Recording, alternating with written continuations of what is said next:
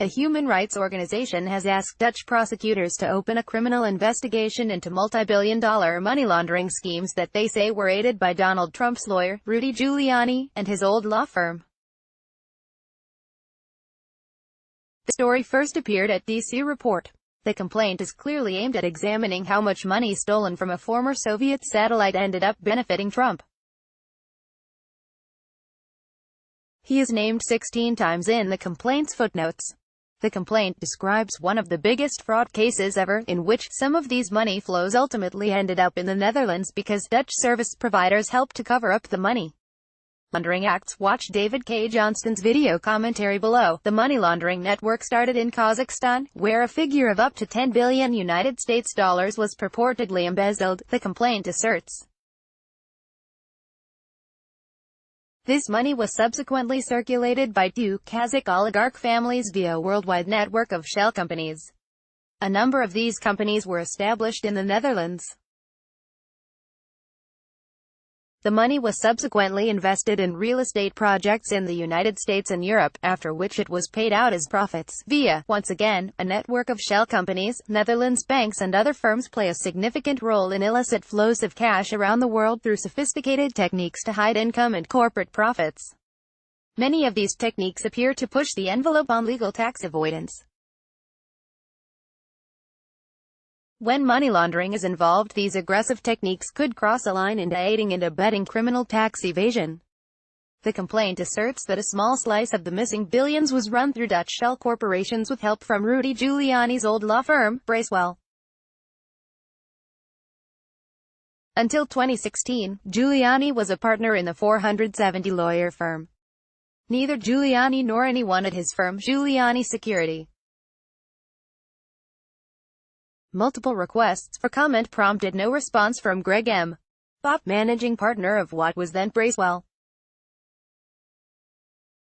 The complaint was filed by Avaaz, a global human rights organization in Washington which claims 48 million members. It has issued an open call to prosecutors around the world to investigate the giant web of corruption that it says propelled Trump's rise. Avaaz says it has approximately 290,000 members in the Netherlands. The complaint was filed October 22 with JJM van Dissets of the Dutch Public Prosecution Service by Barbara van Straten, a lawyer in Amsterdam.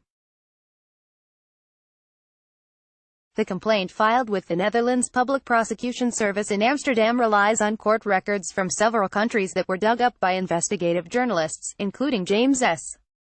Henry, the investigative economics editor of DC Report.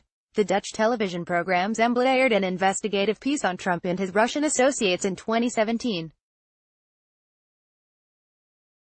It followed up with an exposé of a Trump business partner's role in a Dutch money laundering scheme. The complaint is aimed at uncovering the full details of Russian money flowing to various Trump projects using so-called anonymous wealth companies. Those are shell companies created to hide the identities of the owners. Trump and his family are known to have received vast sums from shell companies and have bragged about how much of it came from people in Russia and other parts of the former Soviet Empire. Trump contends the deals were all lawful and he has no knowledge of any money laundering. A criminal investigation by Dutch prosecutors could help that country avoid banking sanctions and loss of reputation by showing that Amsterdam enforces its own laws and respects laws on transnational crimes. Roughly $10 billion was stolen from Kazakhstan, a former Soviet satellite located in Central Asia. The current Kazakh government is in court in Switzerland and elsewhere trying to recover the money and prosecute members of two families it says stole the money and laundered it in the West. Other lawsuits connected to the stolen money are being litigated in London, Paris, New York and Los Angeles. The $10 billion theft was uncovered by PricewaterhouseCoopers during its 2009 audit of BTA Bank, the largest in Kazakhstan. In addition, there is about $300 million missing from Almaty, the largest city in Kazakhstan. Court documents identify the suspected thieves as Viktor Karpunov and Mukhtar Ablyazov, oligarchs whose families are bound not just by extensive business ties but also by marriage. Krapunov is the former mayor of Almaty. His son Ilyas is married to Ablyazov's daughter. There are strong indications that the revenues of these crimes were probably mixed via a complex money laundering network, and there was a great deal of mutual overlap between the companies and people suspected of the crimes, the complaint states. Both Krapunov and Ablyazov are fugitives. Krapunov, who was tried in absentia in Kazakhstan, has been convicted of corruption. Ablyazov, who was president of the looted bank, had his worldwide assets with an estimated value of $4.9 billion frozen 6 years ago by a British high court. Trump has done business since 1983 with Russian oligarchs and wealthy former officials and business people in former Soviet satellites, including Kazakhstan, Georgia and Azerbaijan. A number of mobsters, American, Russian and others, live in Trump Tower apartments. The building has long been known to local, federal and international law enforcement as a nest of criminal residences. In 1987, the Kremlin, then still a communist state, provided Trump and his first wife Ivana with a luxury trip to Russia. While a number of journalistic investigations have looked into Trump's dealings with oligarchs and their money using public records and sources, they were limited to public records, which are often scant. Dutch prosecutors, however, have the power to subpoena banking and other records, forcing their disclosure to prosecutors and, potentially, the public. Trump is known to have done deals with some of those mentioned in the complaint, including Felix Sater, a violent Long Island felon who was born in Russia. For years Sater traveled extensively with Trump, working on deals named in the complaint and handing out his Trump Organization business card. Despite these long ties and both videos and still photos showing the men together, Trump claimed during the presidential campaign that he would not recognize Sater if they were in the same room. Sater is believed to be cooperating with Robert Mueller, the American special prosecutor investigating Trump.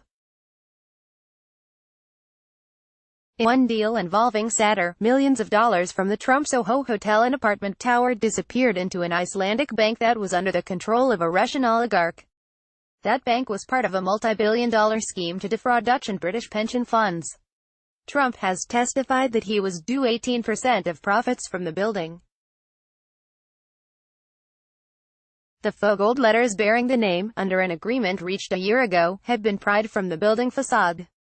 Just 3 weeks before the 2016 election, a massive expose of Trump's role in helping Kazakh oligarchs hide their illicit money appeared in the Financial Times, a British business newspaper. Dirty Money, Trump and the Kazakh Connection, described evidence a Trump venture has links to alleged laundering network. The newspaper said its investigation found that Trump had assembled an eclectic collection of backers and collaborators. Some had checkered pasts, with links to organized crime or fraud schemes. But perhaps the biggest risk for Mr. Trump's complex, often opaque, business empire was that it might be used for a purpose U.S. officials fear is rife in the country's real estate sector. Laundering dirty money, Trump's Soho project, has multiple ties to an alleged international money laundering network.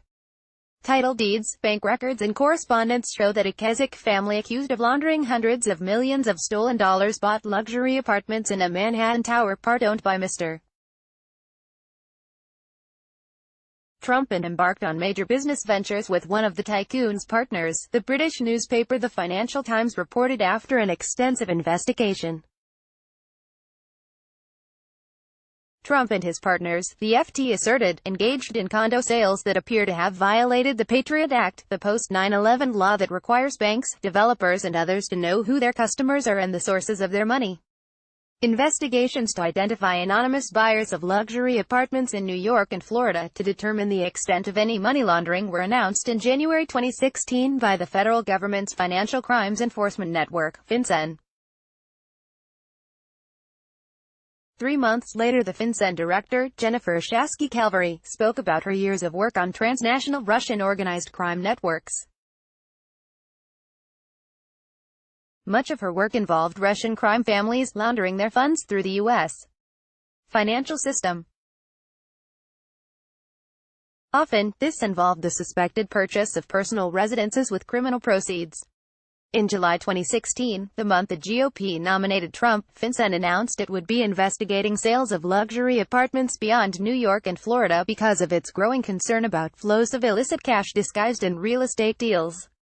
While Giuliani calls himself Trump's personal lawyer, his role is primarily to spread Trumpian disinformation about Special Prosecutor Mueller's investigations into Russian collusion and related matters concerning Trump and his 2016 presidential campaign. Because Giuliani appears on so many cable and other television shows, but not in court, MSNBC host Lawrence O'Donnell calls the former New York City mayor Trump's TV lawyer.